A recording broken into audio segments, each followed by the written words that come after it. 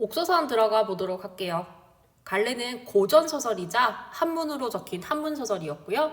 사랑일, 가치를 생각을 하는 애정소설이었습니다. 주제는 변함없는 사랑의 아름다움과 신분을 초월한 사랑에 대한 얘기였어요. 인물의 특징 한번 살펴보도록 할까요? 자라는 새로운 관찰사 아들에게서 벗어나기 위해 지혜를 발휘하고 도령과의 생계를 이끌면서 도령에게 앞날의 계책을 제시하는 등 여성인물로서 능동적이고 적극적인 모습이 나타난 게 특징이었어요. 도령의 아버지인 관찰사는요, 신분적 제약이 있음에도 불구하고 아들이 원한다면 자랑과의 사랑을 존중해 주려는 자세가 보입니다. 본문에서 찝어주겠는데요. 이러한 자세는요, 유교적 사회에서는 보기가 힘든 모습이라고 볼 수 있겠어요. 자랑과 사랑하는 도령은요, 자랑에 대한 사랑을 깨달은 후에 그 사랑을 이루기 위해서 어려움을 마다하지 않는 굉장히 사랑의 가치를 중요시 여기는 인물이라고 볼 수가 있겠습니다. 서술상 특징 보도록 할게요. 서술자는 3인칭 서술자이자 전지서 작가 시점으로 이루어져 있고요.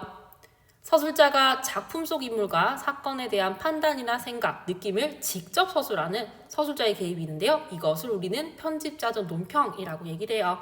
편집자적 논평이 드러난 부분을 선생님이 형광펜으로 체크해 줄 테니까 같이 따라가 보도록 해요. 세 번째, 인물의 외양 묘사를 통해 인물이 처한 상황을 제시하고 있습니다. 네 번째, 처한 상황을 서술자가 요약적 제시하는 부분도 있을 테니까요. 함께 가보도록 할까요? 자, 이제 본문으로 가보겠습니다. 관찰사는 아들을 불러 말했다. 남녀의 사랑에 대해서는 아비도 아들에게 가르칠 수 없는 법이니 나 역시 네 마음을 막을 도리가 없다.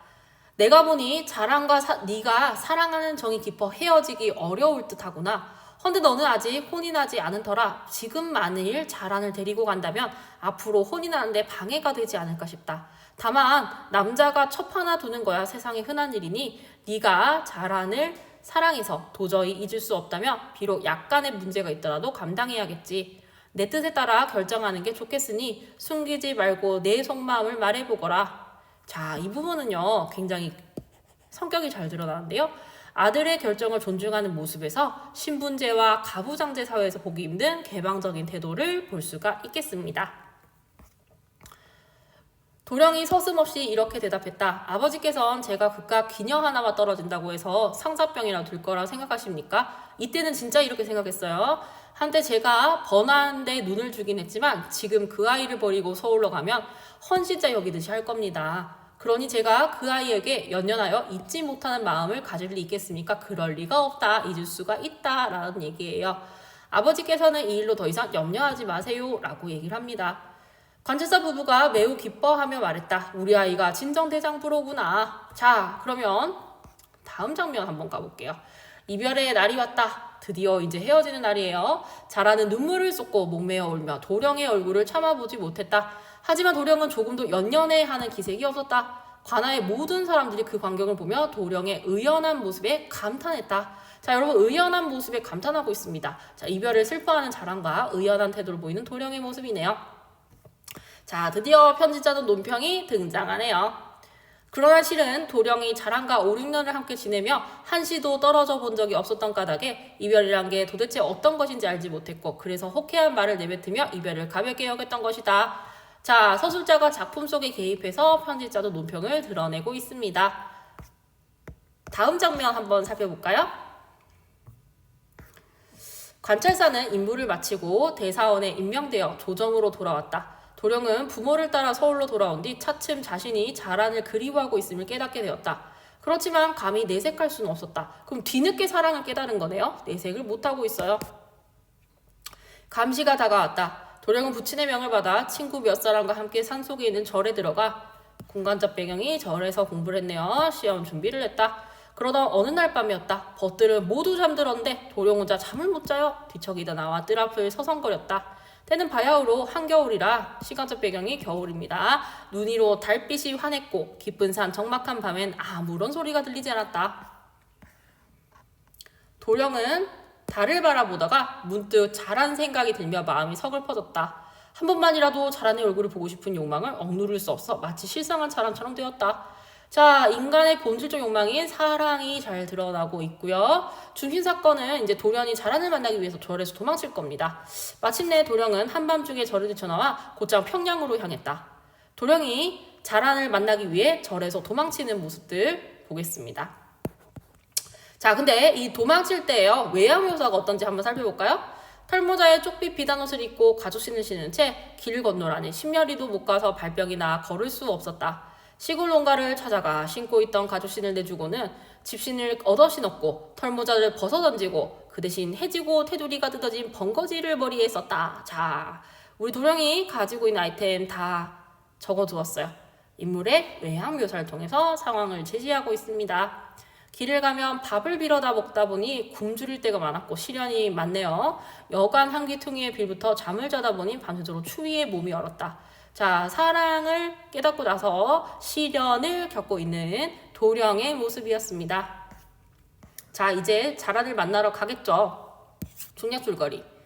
평양에 도착한 도령은 자란을 만나길 원하지만 기녀인 자란은 이미 새로 부임한 관찰사 아들의 총애를 받고 있다. 도령은 자란을 만나기 위해 그녀가 기거하는 곳에서 눈을 쓰는 인부로 일을 하게 되고 둘은 극적으로 재회한다. 이윽고 밤이 깊어지자 두 사람은 자란의 어미가 깊이 잠든 틈을 타 보따리를 이고지고 몰래 달아났다. 자, 자란과 도령이 밤에 몰래 도망치는 모습이에요. 양덕과 맹산 사이에 깊은 꼴짜기 안으로 들어가는 시골 총가의 몸을 의탁했다. 시골 총가라는 공간적 배경으로 이동을 합니다. 처음에는 머슴살이까지 하네요. 자, 사랑을 위해 천한 일도 마다하지 않은 도령의 모습입니다. 그 집 머슴살을 했는데 도령은 천한 일을 제대로 해내지 못했다. 하지만 자란이 굉장히 생활력이 있습니다. 보세요. 자란이 배짜기와 바느질을 잘했으므로 그 덕분에 더욱 입에 풀칠을 할 수가 있었다. 그리하여 얼마 뒤에는 마을에 몇 칸짜리 초가집을 짓고 살게 되었다. 자란이 배짜기와 바느질을 부지런히 하며 밤낮으로 쉬지 않았고 또 지니고 온 옷가지와 폐물을 팔아서 먹을 것과 입을 것을 마련하니 굉장히 적극적이고 능동적인 자란의 모습을 볼 수가 있어요. 자, 적극적이고 능동적으로 행동한 자란의 모습은요, 고전소설에서 여성인물의 역할이 확대되었음을 또 볼 수가 있겠습니다. 자란의 활약으로 살림이 아주 궁핍하지는 않았어요. 자란은 또 이웃과도 잘 지내며 환심을 샀기에 사방 이웃들이 새로 이사온 젊은 부부가 가난하게 사는 것을 안타까이 여기며 도움을 주었으므로 마침내 자리를 잡을 수 있었다. 자, 그러면 자란과 도령이 시골 총가에서 자리를 잡는 과정이 요약적으로 제시되어 있음을 알 수가 있겠습니다.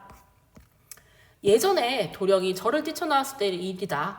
자, 도령이 자란과 재회하기 전에 과거로 돌아가서 이야기를 진행을 해주고 있네요. 절에서 함께 공부하는 도령의 친구들은 아침에 일어나 도령이 보이지 않자 깜짝 놀랬다. 친구들은 즉시 승려들과 함께 온 산을 사사치 뒤졌지만 끝내 도령의 동족을 찾을 수가 없었다. 자, 그러면 도령이 절에 뛰쳐나온 뒤에 있었던 일을 서술자가 요약적으로 제시해주고 있는데요. 아무도 도망갔다는 사실을 알지 못하고 있습니다. 도령의 집에 소식이 전해지자 온 집안 사람들이 소스라치게 놀랐다. 많은 하인들을 풀어 절 부근 수집리를 며칠 동안 샅샅이 뒤져보았지만 그 역시 그 자취를 찾을 수가 없었다. 모두 이렇게 말했다. 요사한 여우에게 홀려도 죽었거나 호랑이 밥이 된 게 틀림이 없다. 그럼 죽었다라고 생각을 하고 있는 거죠. 그래서 상을 치르고 빈무덤 앞에 제사를 지내게 됩니다. 신임 관찰사의 아들은 자란이 달아난 뒤 서윤으로 하여금 자란의 어미와 자란이 달아나서 자란의 어미와 친척을 모두 가두고 자란의 행방을 쫓게 했으나 몇 달이 지나도 종적을 알 수 없자 포기하고 말았다. 중요 사건이 있겠네요. 자란은 도령과 자리를 잡고 살아가던 어느 날 도령에게 이렇게 말했다. 당신은 재산 가문의 외아들이건만 한낱 기생에 빠져 부모를 버리고 달아나 외진 산골에 숨어 살며 집에서는 살았는지 죽었는지조차 알지 못하니 이보다 더 큰 풀효가 없을 것이며 이보다 나쁜 행실은 없을 거예요. 이제 우리가 여기서 늙어 죽는 일은 없는 일이요. 그렇다고 지금 얼굴을 들고 집으로 돌아갈 수도 없는 일이어요. 당신은 앞으로 어쩌실 작정인가요? 도령이 눈물을 줄줄 흘리며 말했다. 나도 그것이 걱정이지만 어떻게 해야 좋을지 모르겠소. 자란이 말했다. 오직 한 가지 방법이 있긴 해요. 그런데도 과거의 허물을 덮는 동시에 새로운 공을 이룰 수가 있어. 위로는 효를 다할 수 있고 아래로는 세상에 홀로 나설 수 있는 길인데 당신이 할 수 있을지 모르겠어요. 도령이 물었다. 대체 어떤 방법이요? 자란이 말했다. 오직 과거의 급제에서 이름을 떨치는 길 한 가지뿐이어요. 입신양명을 해라 이렇게 얘기하고 있네요. 더 말씀 안 드려도 무슨 말이신지 아시겠죠? 도령이 몹시 기뻐요. 이렇게 말했다. 참으로 좋은 계책이요. 자, 인방의 옥서선에 이렇게 끝나버렸네요. 자, 이제 옥서선을 읽어봤으니 문제를 풀어볼까요? 첫 번째 문제. 서술상 특징으로 적절하지 않은 것은? 첫 번째, 인물이 겪은 일을 요약적으로 제시하고 있다? 맞습니다. 선지 2번, 인물의 처한상을 외양 묘사를 통해 제시하고 있었죠? 아까 옷을 바꿔 입고 이런 모습도 보였습니다. 답은 선지 3번이었는데요. 정기적 요소는 없습니다. 정기적 요소는 어떤 건가요? 요술을 부리거나 날아다니거나 이런 모습이 있어야 되겠죠? 그런 모습은 없었습니다. 선지 4번, 서술자가 개입하여 자신의 생각을 직접적으로 제시하고 있다. 편지적 논평이 드러났다라는 거죠. 맞습니다. 선지 5번, 이야기의 전개도 중 그보다 이전에 일어났던 사건에 대한 추가 정보를 제시하고 있다. 맞습니다. 도령이 도망갔을 때 일어났던 사건들을 얘기해주고 있었죠. 적절하지 않은 것은요, 선지 3번이었습니다. 보기는 윗글에 도령이 이동한 경로를 도식화한 것이다. 이를 이해한 내용으로 적절하지 않은 것은? 선지 1번, 기읒에서 니은으로 이동한 이유는 부친이 기읒에서의 임무를 마쳤기 때문이다. 네, 관아에서 서울로 이동한 것은요, 관아에서 관찰사 임무를 마치고 서울의 대사원에 임명되었기 때문이었죠. 맞는 선지입니다. 선지 2번, 니은에서 디귿으로 이동한 것이 아니고요, 리을에서 미음으로 도망친 것이 옥에 갇히는 원인이 되겠죠. 그래서 평양에서 깊은 골짜기, 리을에서 미음으로 고쳐줘야 맞는 선지가 되므로 적절하지 않은 것은 선지 2번이었습니다. 나머지 선지도 살펴볼까요? 선지 3번, 디귿에서 리을로 향한 것은 디귿에 함께 있었던 인물들을 알지 못했다. 그렇습니다. 도령이 보이지 않자 도령의 친구들이 또 승려들이 온 산을 사사시 뒤지는 모습을 볼 수가 있었죠. 맞는 선지였습니다. 선지 4번입니다. 디귿에서 리을로 향한 것은 과거 기읒에서 헤어졌던 인물이 보고 싶어졌기 때문이다. 네, 기읒에서 헤어졌던 자란이 보고 싶어졌기 때문이었죠. 맞는 선지입니다. 선지 5번, 리을에서 미음으로 이동한 것은 리을에서 만난 인물들과 함께 살기 위해서입니다. 맞습니다. 리을에서 만난 자랑과 함께 살기 위해 미음으로 달아난 것을 알 수가 있겠죠. 맞는 선지였습니다. 정답은 2번이었습니다. 다음 문제 살펴보도록 할게요. 이번에는 보기를 바탕으로 이해한 내용 중 적절하지 않은 것이라고 묻고 있네요.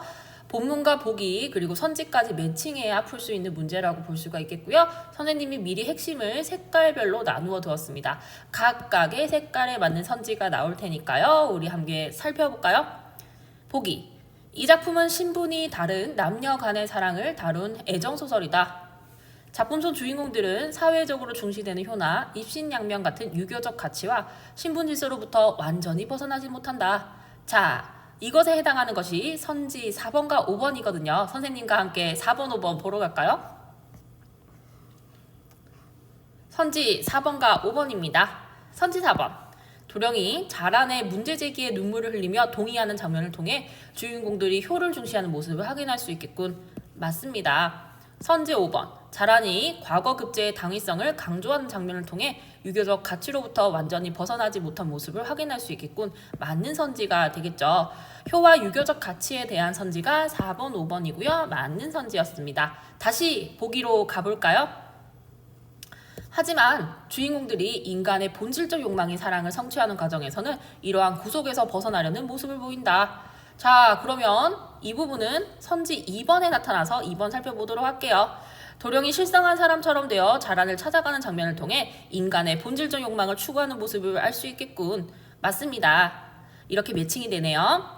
한편 사랑을 성취한 후 현실적 문제를 해결하는 과정에서는 여성 인물의 역할이 확대되었다는 것도 주목할 만하다.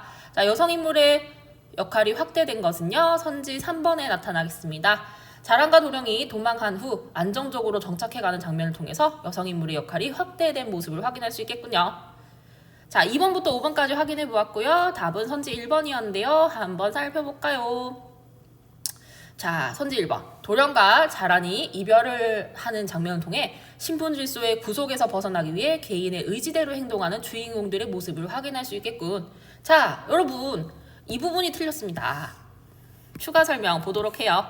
자라는 눈물을 흘리고 도령은 연연해 하지 않았을 뿐이므로 개인의 의지대로 행동한 것이 아니라고 볼 수가 있겠습니다. 나머지 선지들은 본문과 매칭되고 보기와 매칭이 되었고요. 매칭도 안 되고 다른 소리를 하고 있는 건 1번밖에 없었으므로 정답은 선지 1번이 되겠습니다.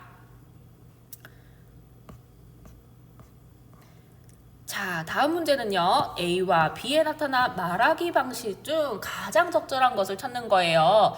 자, 본문을 읽을 때 A 한번 살펴보셨죠? 자, A 다시 정리한 거 보겠습니다. A에서 화자는 도령이고요. 듣는 사람은 아버지였어요. A는 자신의 일 때문에 사랑하는 여인인 자랑과 이별하게 되는 아들 도령을 염려하는 아버지의 물음에 대한 도령의 대답이었습니다. 자, 그럼 도령의 대답은요. 답은 선지 1번이었는데요. 여기 한번 살펴볼게요. 자신의 생각을 확신하며 청자를 안심시키고 있다라고 되어 있는데 청자인 아버지에게 뭐라고 얘기를 했죠?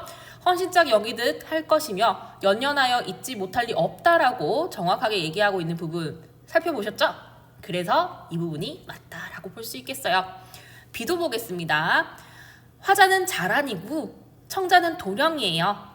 B는 자신과의 사랑을 위해 효 입신양명을 버리고 도망쳐 살고 있는 도령에게 자란이 현재 상황을 이야기하고 앞으로의 계획을 묻는 말이랍니다.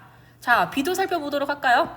B에서는 자신들이 처한 상을 환기하며 청자의 생각을 묻고 있어요. 자, 무엇이라고 얘기를 했습니까? 여기서 늙어 죽을 수도 없고 집으로 돌아갈 수도 없다고 얘기하면서 지금 현재의 상황을 환기, 불러일으키고 너의 생각은 어떻니? 라고 이제 묻고 있는 장면이라고 볼 수 있겠습니다. A와 B의 말하기 방식은 선지 1번이 정답이었습니다. 나머지 선지들은 어디서 틀렸는지 한번 살펴볼까요? 여러분 2번은요 선생님이 정보에 따라서 두 개로 나누었는데 앞부분도 없고요 뒷부분도 없었어요. 3번은요 명령을 거듭하며 자신의 의지를 강요하는 부분이 없었습니다. 자, 4번 선지 5번 선지도 가볼까요? 4번 선지도 앞부분과 뒷부분이 전부 없었고요. 5번도 없는 내용이었습니다.